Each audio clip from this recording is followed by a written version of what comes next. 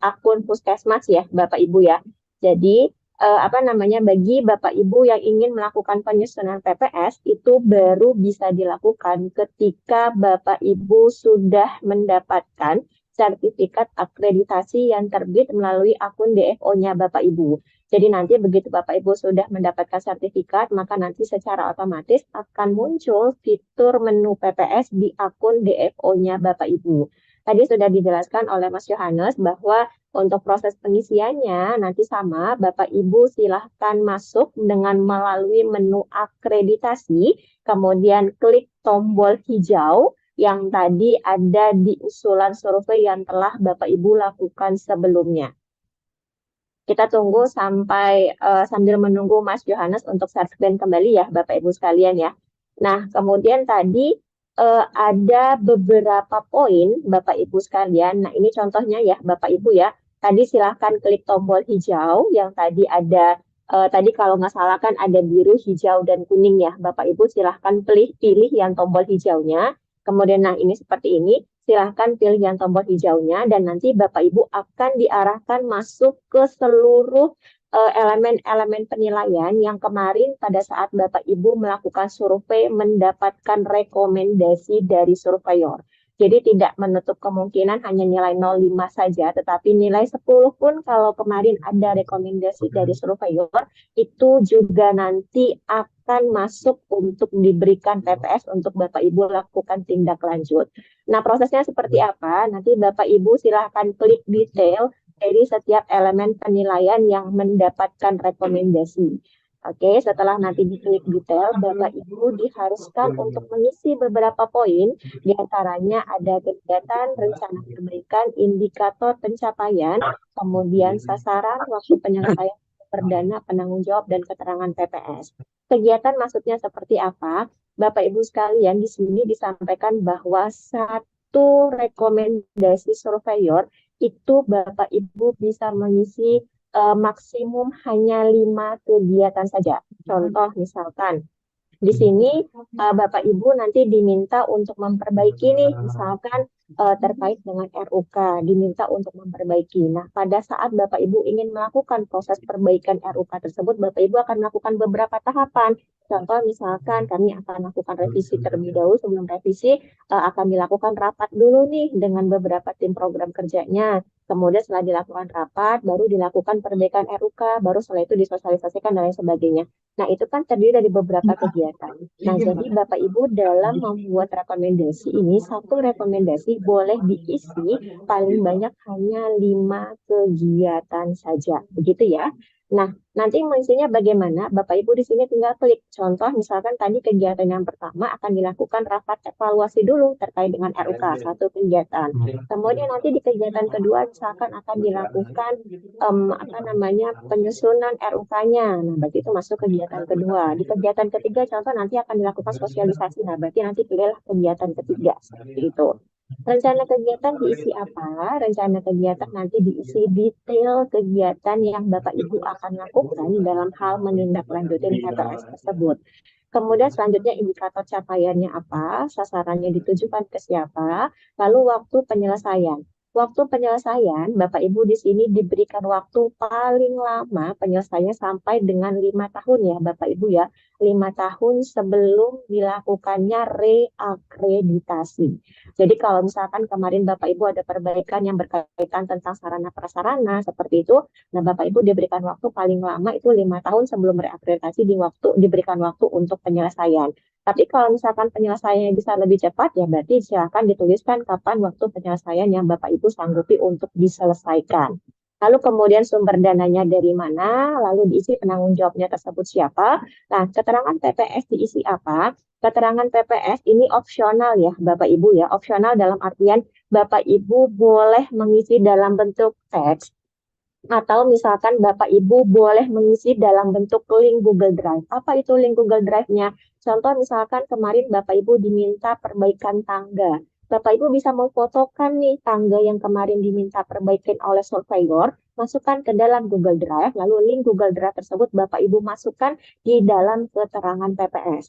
Atau contoh misalkan kemarin pada saat survei Bapak Ibu diminta rekomendasinya memperbaiki dokumen. Dokumennya juga bisa Bapak Ibu scan-kan, kemudian mana dokumen yang diminta perbaikin tersebut, scan-kan dokumennya tersebut, masukkan ke dalam Google Drive, dan kemudian masukkan linknya di keterangan TPS.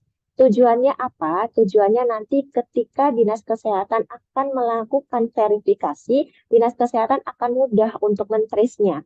Melihat, oh perbaikannya kemarin di sini diminta. Kemudian apa yang dijawab oleh Bapak Ibu, dan kemudian apa yang telah Bapak Ibu lakukan. Nanti bisa lebih mudah dalam hal verifikasi oleh Dinas Kesehatan. Nah, ketika sudah diisi, baru Bapak Ibu klik simpan. Kalau ternyata rencana perbaikannya lebih dari satu kegiatan, Bapak Ibu silakan mengisinya satu per satu. Selesaikan dulu satu kegiatan, sudah terisi semuanya simpan, baru berlanjut lagi untuk di kegiatan kedua dan seterusnya sampai dengan maksimum 5 kegiatan. Itu adalah proses awal, Bapak Ibu sekalian, yang disebut dengan proses penyusunan PPS. Sampai di sini ada yang mau ditanyakan? Satu lagi Bapak Ibu, waktu penyelesaiannya di kapan? Waktu penyelesaiannya Bapak Ibu diberikan waktu 1 bulan ya Bapak Ibu sekalian ya.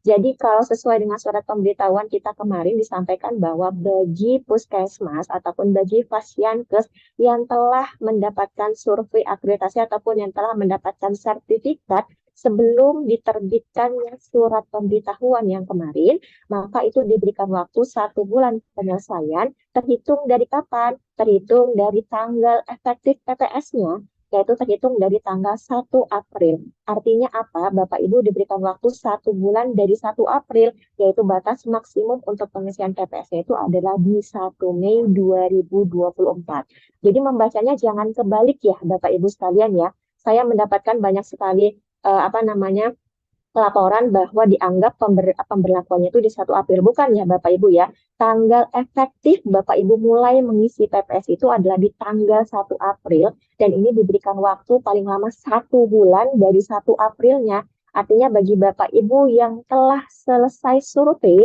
sebelum ada surat pemberitahuan tersebut, diperbolehkan untuk mengisi paling lama sampai dengan 1 Mei 2024. Sedangkan bagi puskesmas-puskesmas yang baru akan survei nanti di bulan April atau baru akan survei nanti di bulan Mei dan ternyata sertifikatnya nanti keluar di bulan Juni, maka nanti hitungan pengisian PPS-nya itu adalah batas waktunya 1 bulan dari keluarnya sertifikat tersebut. Sampai di sini mudah-mudahan bisa kita pahami bersama ya Bapak Ibu sekalian ya. Untuk proses penyusunan PPS, apakah ada yang mau ditanyakan terlebih dahulu? Kalau ada, silakan Bapak Ibu raise hand, nanti kita akan buka mic-nya. Ya, silakan dari NTT Bu Lembata ya, silakan Ibu. Baik, selamat pagi Ibu. Ini saya dari Lembata, Puskesmas Loang Bu. Saya sudah disurvei tahun kemarin dan sertifikat sudah keluar semua. PPS manual juga kami sudah kirim ke Dinas Kesehatan. Izin bertanya Bu, di PPS-nya kan memang dia punya formatnya ikuti sesuai dengan yang dalam DFO. Di situ kan waktu penyelesaian Bu. Kalau kami yang sudah menyelesaikan, di waktunya ditulis sudah dilaksanakan atau harus pakai tanggal.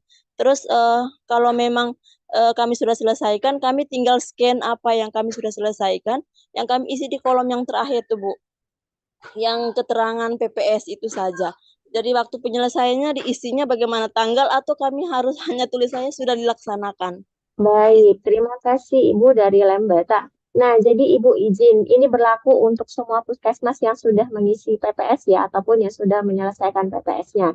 Jadi bagi Bapak Ibu yang sudah menyelesaikan PPS-nya, karena di sini format pengisian waktu penyelesaian adalah dalam bentuk tanggal, artinya apa? Artinya kalau misalkan Bapak Ibu sudah menyelesaikan dari Januari 2024 misalkan, berarti isikanlah di sini waktu penyelesaiannya itu sudah sesuai dengan deadline kemarin kapan Bapak Ibu menyelesaikannya. Nah, Bapak Ibu sekalian, di sini saya mau menjelaskan lagi bahwa ini ada dua hal yang berbeda ya. Satu adalah proses penyusunan dan kemudian satu lagi adalah proses pelaporan. Yang kita bicarakan ini adalah masih proses menyusunnya dulu, masih proses menyusunnya dulu saja. Karena apa? Karena nanti Bapak Ibu akan diminta melaporkan secara triwulan terus-menerus sampai dengan PPS ataupun rekomendasi rekomendasi yang ada di PPS Bapak Ibu terselesaikan. Jadi kita masih dalam proses penyusunannya dulu saja.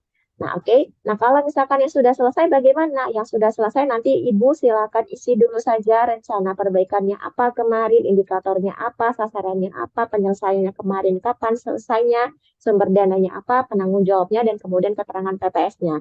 Nanti ketika Ibu mau melaporkan, oh yang ini saya sudah selesai, itu nanti dilaporkannya pada saat triwulan, bukan dilaporkan pada saat penyusunan. Sekali lagi ya, Bapak Ibu ya, kami sampaikan bahwa ini ada dua kegiatan di dalam PPS. Yang pertama adalah masih proses penyusunannya saja, kemudian yang kedua nanti masuk kepada proses pelaporan yang nanti akan dilakukan setiap triwulan 1, 2, 3, dan 4 setiap tahun. Ya, nah ini yang seperti yang dicontohkan oleh Mas Yohanes ini adalah periode pelaporan. Ini adalah kegiatan yang kedua, tetapi kegiatan yang pertama adalah masih proses menyusunnya saja. Jadi Bapak Ibu yang sudah selesai PPS-nya, silakan isi dulu di sini. Nanti proses pelaporannya di kapan dilakukan, nanti dilakukannya di triwulan kedua tahun 2024. Yaitu di kapan? Nanti sebelum tanggal 30 Juni 2024. Sampai di sini bisa Ibu dari Lembata? Siap, Ibu, bisa, Bu. Bisa, Bu. Oke, Makasih. ya. Terima kasih Ibu. Ya, ada lagi dari Sumba Barat, silakan. Selamat pagi, Bu. Iya, pagi, silakan Pak. Saya dari Puskesmas Wekero, Sumba Barat, Ibu. Hmm. Kebetulan tadi waktu cek di akun DFO itu belum ada menu untuk PPS itu, Ibu. Kalau belum ada menu untuk PPS-nya, pastikan dulu Bapak sudah mendapatkan sertifikat akreditasinya belum? Sertifikatnya sudah.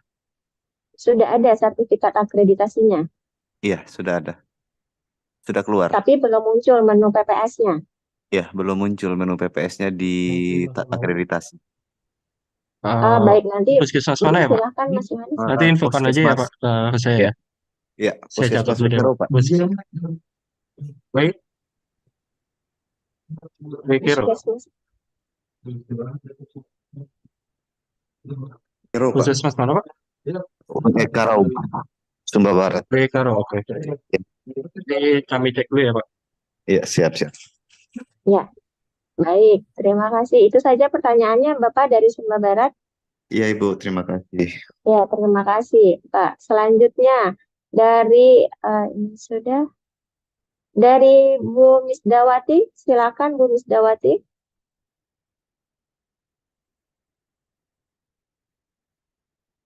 Halo, Bu Misdawati.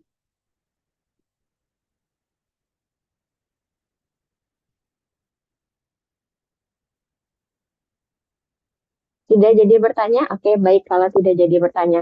Baik, Bapak Ibu sekalian, itu untuk proses yang pertama ya, Bapak Ibu ya, itu untuk proses yang penyusunan. Nah, itu tadi yang dijelaskan oleh Mas Yohanes tadi adalah yang dilakukan di akunnya Puskesmas ataupun Pasyankes.